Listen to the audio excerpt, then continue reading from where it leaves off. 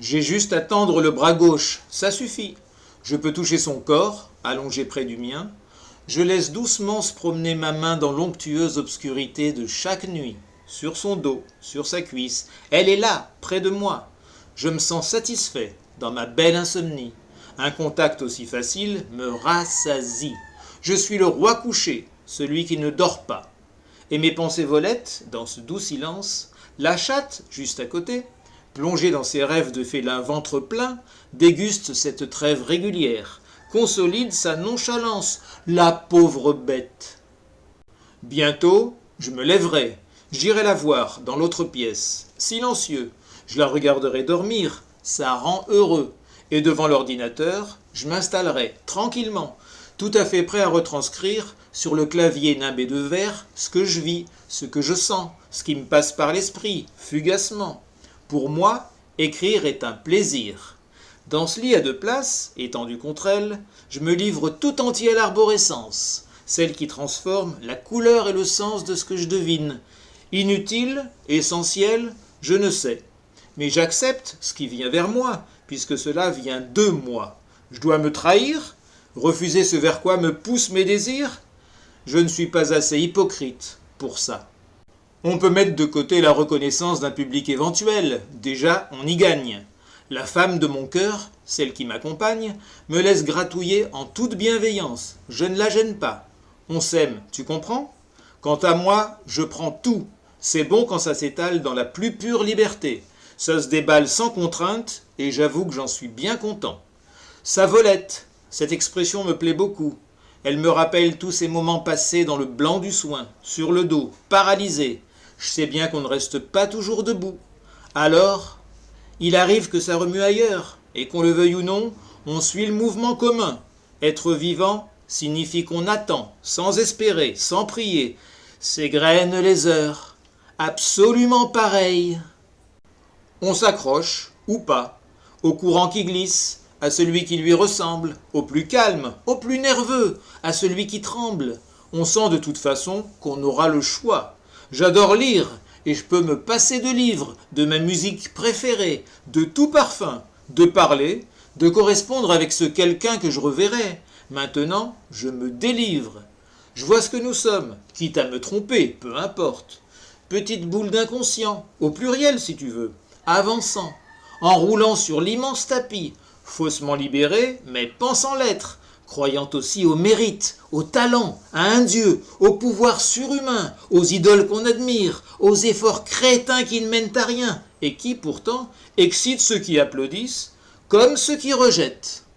Des boules d'inconscient, marquant la liberté, subissant l'attirance ou l'agressivité envers l'autre, selon ces curieuses tempêtes dont on ignore tout.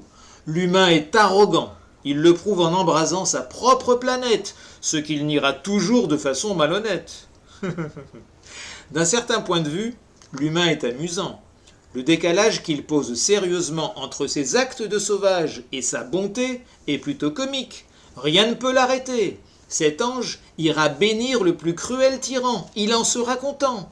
Il se croira capable de décider, de lui-même, en personne libre.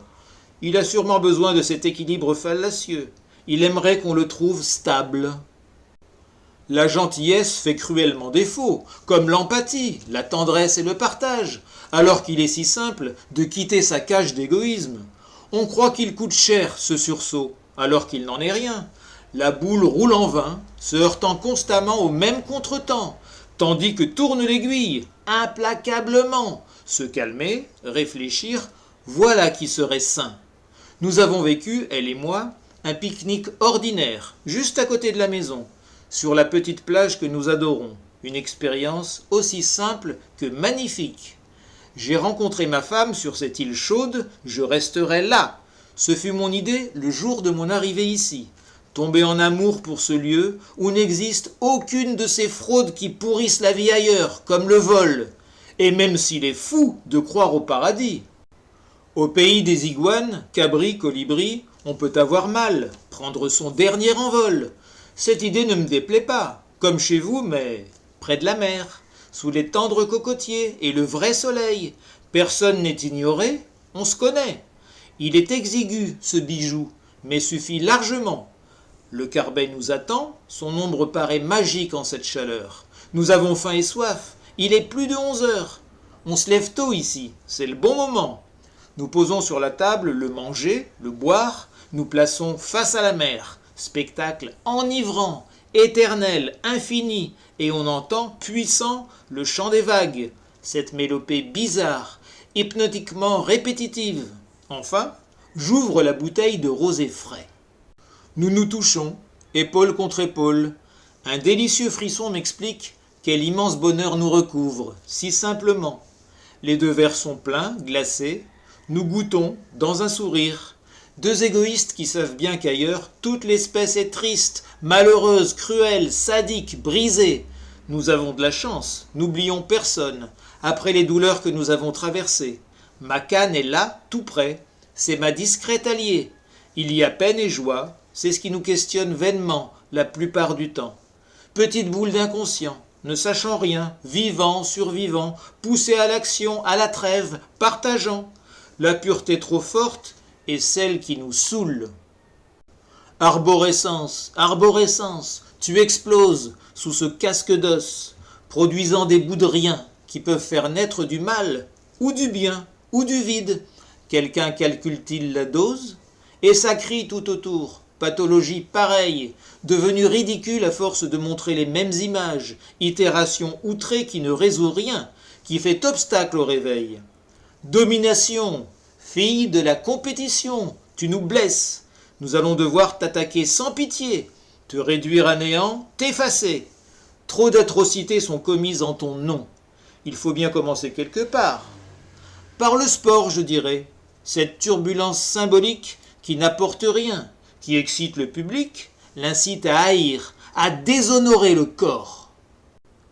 Un sportif connu peut, devant les caméras, attaquer son adversaire illégalement, le frapper, comme se disputent les enfants, puis poursuivre sa carrière, sous les hurrahs stupidement émerveillés des fanatiques.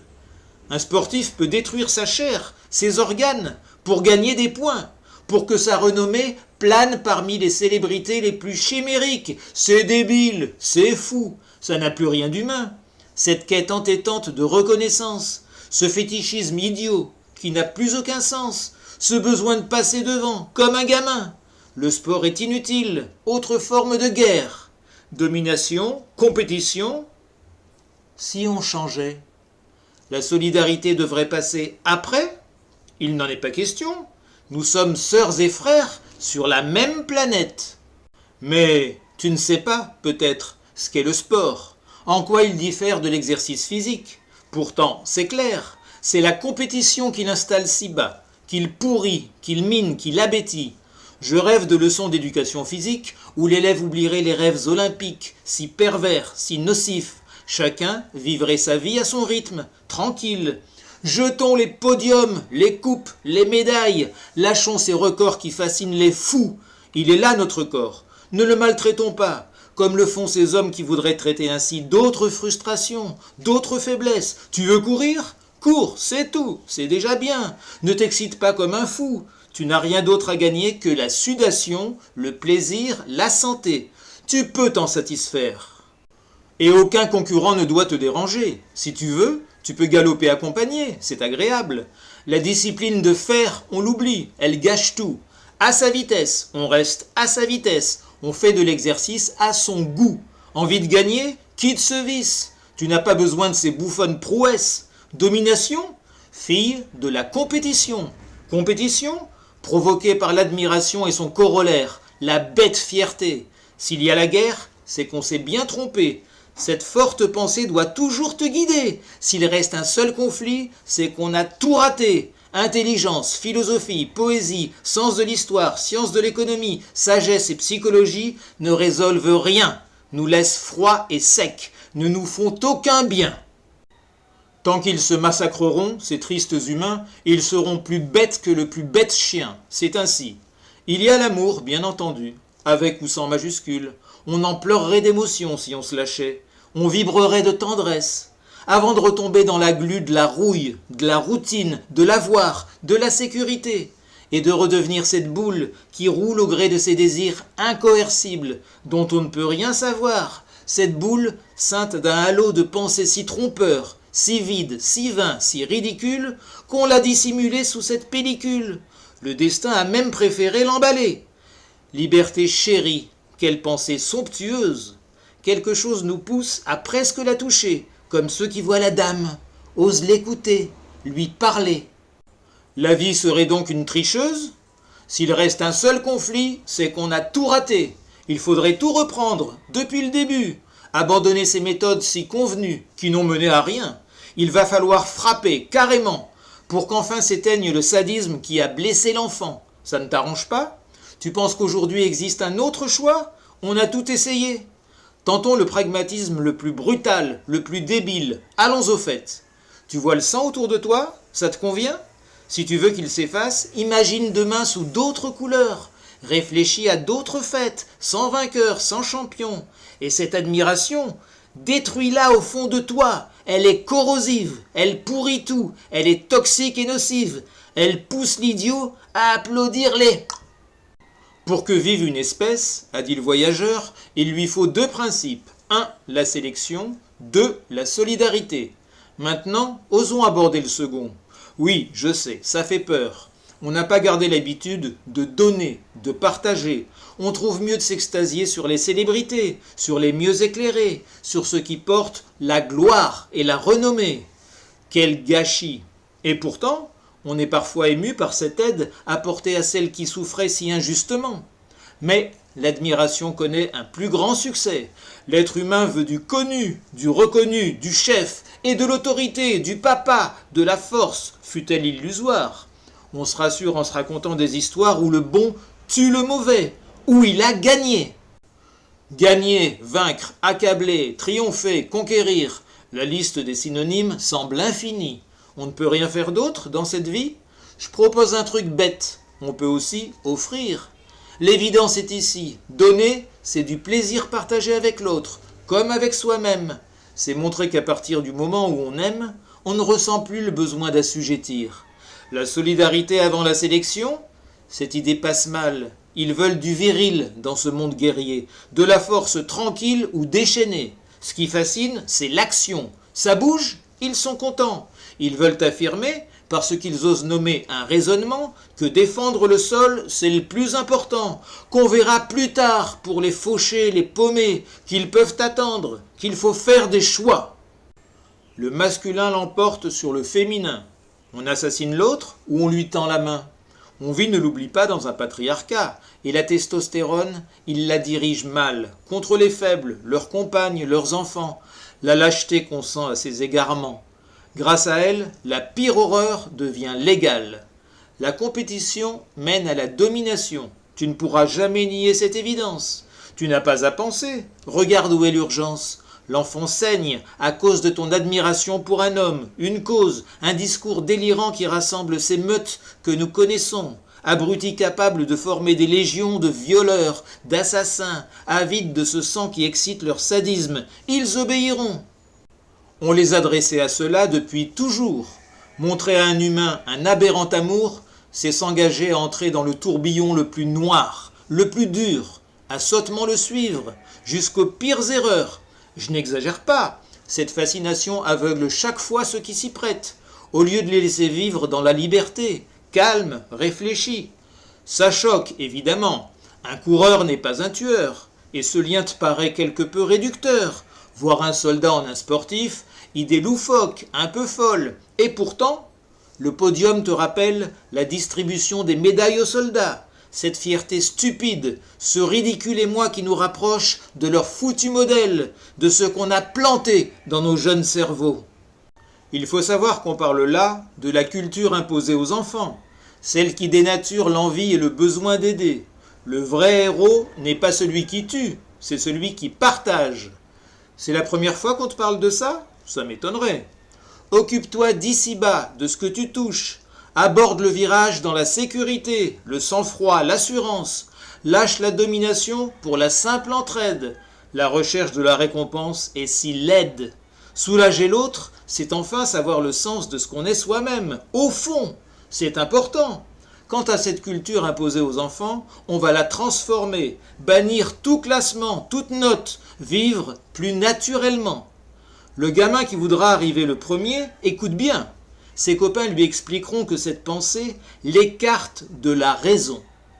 Ils pourront regarder l'hôpital bombardé sur l'écran le plus proche, ça aide à comprendre. Bien sûr, on ira beaucoup plus loin que le sport. La compétition devra quitter le décor de façon radicale et sans le moindre esclandre. Si tu n'es pas d'accord et préfères la guerre, nous te combattrons. On a attendu longtemps, trop longtemps. Et pendant ce temps où on attend, les bombes continuent à retourner la terre et à tuer l'enfant en ce même moment. Nous allons agir, c'est la seule solution. Arrêter toute forme de domination. Ça te gêne? Tant pis, on y va, c'est urgent. Ceux qui hésitent font penser à ceux qui doutent du réchauffement climatique. C'est pareil. La même attitude sous le même soleil qui incendie. Des mensonges qui nous dégoûtent. On sait très bien quels sont les pseudo-arguments de ceux qui ont besoin de la compétition. Si tu les interroges, ils t'expliqueront qu'elle nous est utile, un vrai médicament contre la solitude et le triste égoïsme. Ils ont inventé l'expression « esprit d'équipe », oubliant les hooligans, leurs tordus principes, oubliant les sportifs tricheurs, leur nihilisme, et les brutaux, ceux qui aiment blesser, frapper, pas toujours, disons-le, dans les règles de l'art. Ça nous rappelle le noble art, ce cauchemar. La testostérone est souvent dure à gérer. On demande « Tu penses que ça peut marcher, ce rejet de la compétition ?» La réponse « Regarde à la télé, ces bombes qui défoncent les hôpitaux. Quelqu'un a mieux à proposer? Non? Alors essayons. » Après l'admiration, cet hommage au papa, puéril, dangereux, pensons à la fierté, ce sentiment foireux qui pousse l'andouille à baver sur sa nation, à vouloir la défendre en l'absence de risque, à détester l'étranger, à s'imaginer meilleur que lui. Le gamin veut se rassurer. La fierté ne nous donne rien, elle confisque, c'est tout. Le talent est une énorme illusion, comme ce satané mérite, ou la fierté qui rejette, ce qui incite à dominer dans un plaisir malsain, en bête bataillon. On perd du temps pendant que les blessés gémissent. Assis autour de la table, les grands discutent, diplomatisent.